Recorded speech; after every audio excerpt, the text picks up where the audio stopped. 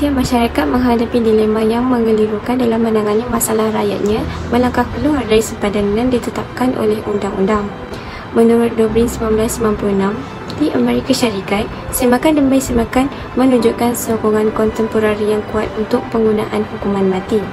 Hukuman mati negara tidak dikenakan di halayak ramai tetapi secara tertutup, di mana hanya segelintir orang yang mengetahui proses sebenar. Rakyat dapat berpegang kepada konsep hukuman mati dan berasa selesa dengan pengetahuan bahawa ketakutan mereka terhadap jenayah dan penganiayaan boleh diketepikan melalui kesanggupan negara untuk bertindak bagi pihak mereka dalam menghapuskan pesalah dan jenayah dalam negara. Di Amerika Syarikat, hukuman gantung awam terakhir berkuat kuasa pada tahun 1930-an. Peristiwa ini sangat menakutkan orang ramai dan sering dilakukan di halayak ramai. Sejak tahun 1830-an, hukuman mati negara telah menjadi semakin separa tersembunyi ketika beroperasi.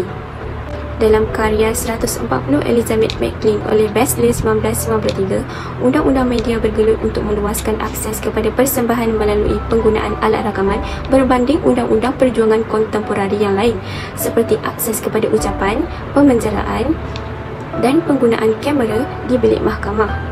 Menurut Meadow 1995, pada tahun 1888, Suruhanjaya Giri telah dibentuk untuk menyiasat kaedah yang paling berperi kemanusiaan dan praktikal untuk melaksanakan hukuman mati di New York.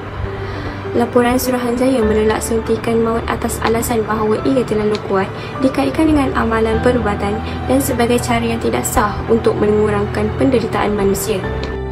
Untuk pengetahuan anda semua, individu yang terlibat semasa proses pelaksanaan berlangsung ialah ketika dalam bilik saksi, paderi, peguam, keluarga, rakan pembela dan mangsa semuanya berdiri di bilik yang sama semasa prosedur hukuman mati berlangsung. Namun, kumpulan itu terpisah kerana faktor emosi. Penyiaran hukuman mati. Menurut Febrin 1992, penyokong penerbit retensionis berpendapat bahawa dengan menyiarkan hukuman mati, masyarakat akan mendapat manfaat daripada peningkatan ciri pencegahan dan tidak balas. Penyokong pemansuhan berhujah bahawa dalam demokrasi, rakyat mempunyai hak untuk melihat tindakan yang diambil oleh kerajaan terhadap rakyatnya. Oleh itu, Mahkamah Agung mengukur kesahihan hukuman mati terhadap standard kesopanan yang berkembang yang menandakan kemajuan masyarakat yang matang. Kedua-dua pemansuhan dan retensionis yang menentang televisyen hukuman mati berkongsi kebimbangan yang sama, iaitu penonton akan mentafsir apa yang mereka lihat dan mendapat mesej yang salah dan bergantung kepada pendirian sama ada menyokong ataupun menentang institusi tersebut. Menurut Besley 1993, sebahagian daripada gerakan penswastaan pada tahun 1800-an, 4 negeri meluluskan undang-undang menjadikannya satu kesalahan jenayah bagi akhbar untuk menerbitkan sebarang butiran pelaksanaan. Menurut Besley 1993, Mahkamah Agung di Minnesota mengekalkan statut yang menyatakan bahawa tujuan akan pelaksanaan persendirian adalah untuk mengelilingi pelaksanaan pesalah dengan kerahsiaan yang mungkin, untuk mengelak daripada memberi kesan yang tidak baik kepada fikiran orang ramai. Dalam sistem penjara, media dilarang melakukan temubualan secara bersemuka dengan orang yang dijatuhi hukuman mati kerana boleh mendatangkan mudarat. Sebaliknya, mereka hanya wajar berjumpa seimbang menggunakan telefon sahaja. Kes ini diwujudkan untuk menghalang akses kepada panduan agar tidak mendapat publicity daripada orang ramai. Seorang gubernur akan dilantik bertanggungjawab ke atas sebuah institusi kontroversi.